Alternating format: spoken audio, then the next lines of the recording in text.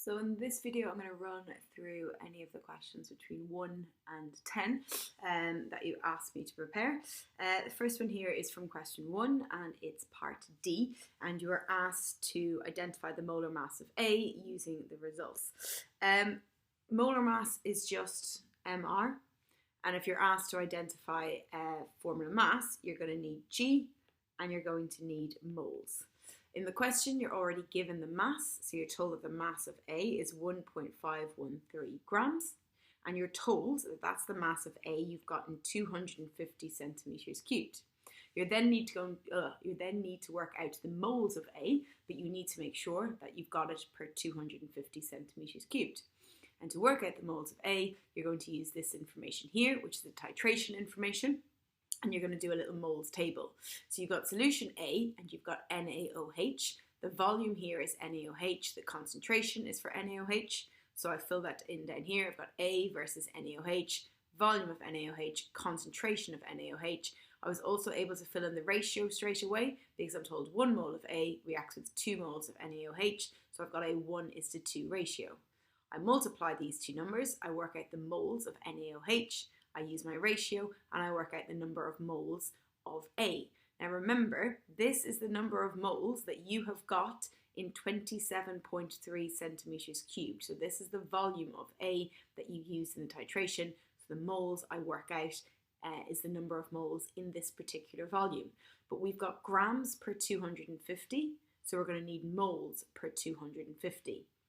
So to work that out, if I know I've got this number, so I've just taken this number and I've written it over here, I've got this number of moles in 27.3 centimeters cubed, because that was the volume in the burette. To work out how many moles I've got in 250, first I divide by 27.3. That tells me how many moles I've got in 1 centimeter cubed, and then I times that by 250 to work out the number of moles in 250 centimeters cubed.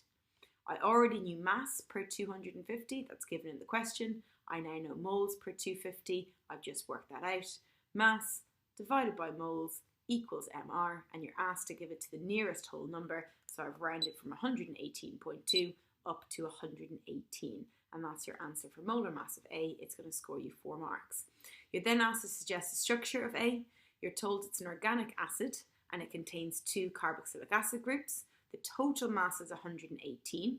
The formula mass of a carboxylic acid group is 45. You know it's got 2 carboxylic acid groups, so that equates to 90, which means the rest of the molecule, which remember is 118 in total, will be 118 minus 19 is only 28. It's an organic acid, so you know it's got carbon and hydrogen in there. They tell you it doesn't contain anything else. So I took the 28 and I divided it by 12 to work out how many carbon atoms it would be able to have. The answer would be 2, because 2 12s are 24, but you're going to have 4 left over, and that 4 will be made up of hydrogens. So I've got 2 carbons and 4 hydrogens, and I know I've got 2 carboxylic acid groups. This is one possible structure. The other way you can draw this is having this carbon here with only 1 hydrogen and a CH3 coming off it as a branch, and then the other carboxylic acid group. Either are possible structures. The next question I was asked to do was question 2. Now you can't do this part of it yet, the labels diagram. You don't do that until chapter 16, but you can do the calculation, which is why I put it in. So you're reacting an alcohol and you're trying to form a haloalkane. They're telling you use 0.15 moles of the alcohol. There's a 1:1 ratio, so if you're using 0.015 moles of the alcohol, you should be producing the same number of moles of the haloalkane. If I times the number of moles by the formula mass of the haloalkane, which I do have to work out, I work out the mass of the haloalkane that I should be making theoretically. However, you're told in the question that you only get a 61.4% yield. This number here for my moles table represents a 100% yield. So if you didn't lose any product, this is the mass that you would obtain, but you're being told that you do lose some product. So how much do you actually get? Well, all you need to do is take the mass that you've calculated and work out what 61.4% of 20.535 is, and the answer is 12.6, and you're asked to give your answer to 3 significant figures. Your other option here is when you've worked out the number of moles of haloalkane, you can get 61.4% of the moles and then times by the formula mass, and you'll still get exactly the same answer. In question 3, you're asked to work out the number of hydrogen atoms in this number of moles of C2H5OH. All right? Anytime you're asked these questions, working out the number of atoms, the number of molecules, the number of ions, anything along that lines, you are always going to be using Avogadro's constant. Remember, atoms are absolutely tiny, so you're expecting your answer here to be huge. You can see all your possible answers here are huge numbers, and that should be a clue to you that you're supposed to be using Avogadro's constant here. Now, when I want to use Avogadro's constant, I need to know moles, and I have moles already. So I'm going to do the number of moles times by Avogadro's constant, and I get this value here. Now, this value that I first calculate, which is this is the number of C2H5OH molecules that you have in 0.125 moles of the substance. So you've got this many C2H5OH, but you're asked to work out how many hydrogen atoms you've got. In each C2H5OH, you have got 6 hydrogen atoms. So if you've got this many ethanols, you then times it by 6 to work out how many hydrogen atoms you must have, because each molecule of ethanol contains 6 hydrogens. So I times that by 6 and I get answer D. The next one, another multiple choice question. It's a standard moles, titration moles calculation table. So I've got BaOH2 and I've got HNO3. I'm told the volume and the concentration of barium hydroxide, so I fill that in there. I'm told the volume of HNO3, and I need to be working out the concentration of HNO3. But in order to work out this number, I need to know the ratio. And to work out the ratio, you're going to need to be able to write a balanced equation. Okay, so you're reacting an acid with a base, you're going to form a salt, which will be barium nitrate. You're also going to form water. You need to be comfortable writing these neutralization reactions, because in this particular question, you're expected to write it yourself. When you do have it written, you'll see the ratio between nitric acid and barium hydroxide is 2:1, so I fill that in there. And then I can use that ratio to work out what the concentration of nitric acid must be, and my answer matches D. Next question I was asked to do was question number 7, which was a little bit tricky. You're told you've got compound N is a fuel containing carbon, hydrogen, and oxygen only. So when I'm given lots of information like this, which might feel overwhelming at the start, I always try and kind of write it out, draw a picture or write the equation and just help present the information more clearly. So in this case, I've got compound N. They tell me it contains carbon, hydrogen, and oxygen. Now I don't know what the formula is, so I've just said it's CaHBOC. And I'm going to be able to fill in those numbers later on. They tell me that I'm combusting 1.71 grams of compound N. Because it's combustion, I know I'm reacting N with oxygen, and they tell me I'm making 2.97 grams of CO2 and 1.62 of H2O. They also tell me the formula mass is 76. So that's all of the information that I'm given in the question. You're then asked to calculate the molecular formula of N and suggest a possible structure. Ultimately, what you're going to need to be able to do is you're going to need to be able to work out the ratio between your starting compound here and the products. And once you've got the ratio, you'll be able to use that to balance the equation and then go out and then go back and work out what A, B, and C must be. And in order to work out the ratio, you're going to need to find moles. At the moment, I've got everything in mass. You can't get a ratio when everything is in mass. But once it's in moles, you will be able to work out the ratio. So I'm going to work out the number of moles of N, of CO2, and of H2O. Once I've done that, I need to be able to simplify that to a whole number. And just like I do an empirical formula, I'm going to take the smallest of the 3 numbers, which is here for N. I'm going to divide everything by the smallest, and I end up with a ratio of 1:3:4. Now that's my balancing ratio, 1, 3, and 4. And now that I know that, I'm going to use my balancing numbers to try and work out how many carbons, hydrogens, and oxygens I must have. Okay. From my balanced equation, I can see 3 times C. I must have 3 carbons on the right-hand side. To have 3 carbons on the left-hand side, A must equal 3. So I'm thinking now I would likely have C3 over here. For hydrogen, I've got 4 times 2 is 8. I must have 8 hydrogens on the left-hand side. The only place I can get that hydrogen is from compound N, so I'm thinking C3H8. Now, oxygen's a little bit trickier because I can see here 3 times 2 is 6 and 4. I've got 10 oxygens on the right-hand side, but I've got two possible options for oxygen on the left-hand side. I've got O2 and I've got O. So your initial impact might be to put all of the oxygens into compound N, but you can also get oxygen from the O2. So how many oxygens are actually in compound N?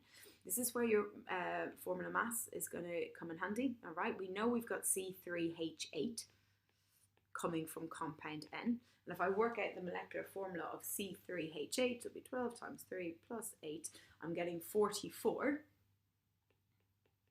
from C3H8. The total is 76.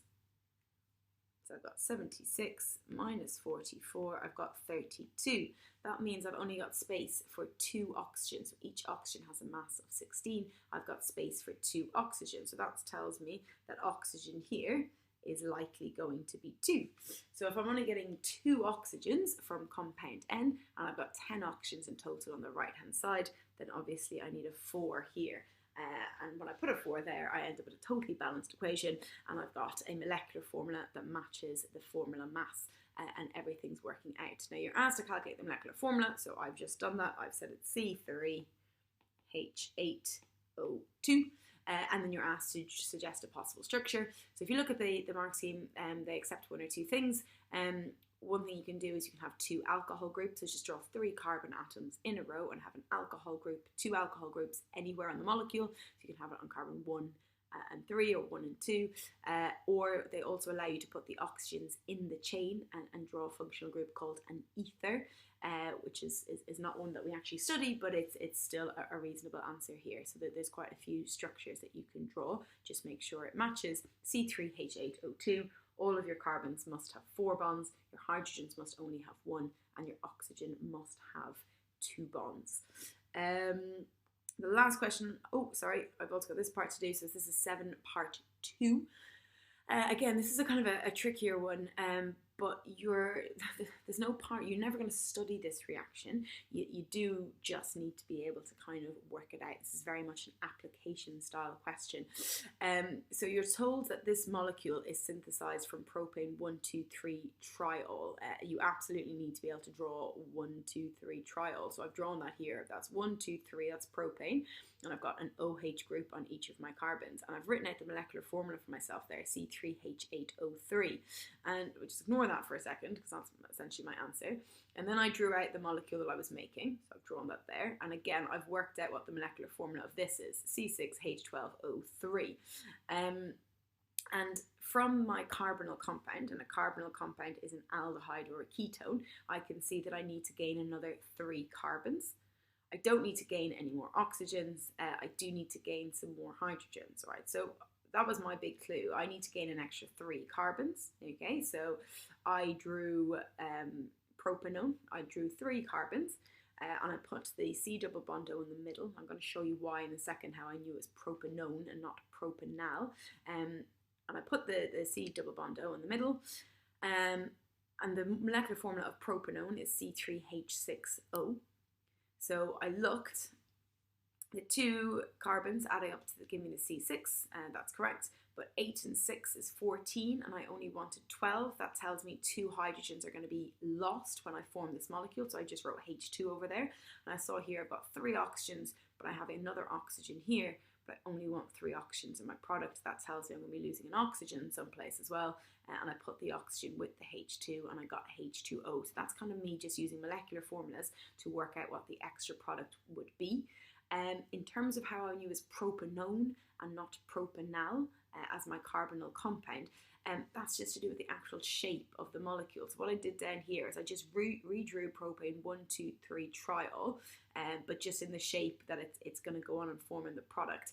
And I drew propanone next to it. And what ultimately is going to happen is that alcohol is going to use its lone pair to attack the carbonyl carbon, which is delta positive, and that carbon-oxygen bond is going to break. And the same thing is going to happen over here, and then that carbon-oxygen bond breaks, that oxygen is lost completely, and these 2 oxygens will be bonded to this carbon, and the clue here is this carbon must have 2 CH3 groups coming off it. If you had propanal, so if you had something that looked like this, okay, the alkane chain is not the part of the molecule that's going to react. Alkanes, you've learned already, are unreactive. So this molecule will only be reacting with this carbon here, and you need the carbon that reacts to have two CH3 groups coming off it. That's how I knew the carbon that's going to react must be part of propanone, a ketone, not an aldehyde. Again, that's, one of the application questions, one of the kind of harder questions that you're going to get, but this is never a reaction that you're going to study. You do need to be able to just kind of work it out. The last question was question 9, another Avogadro's constant. So number of oxygen atoms. Again, if you want to use Avogadro's constant, you have to know moles first. They give you mass. You work out moles by dividing by formula mass.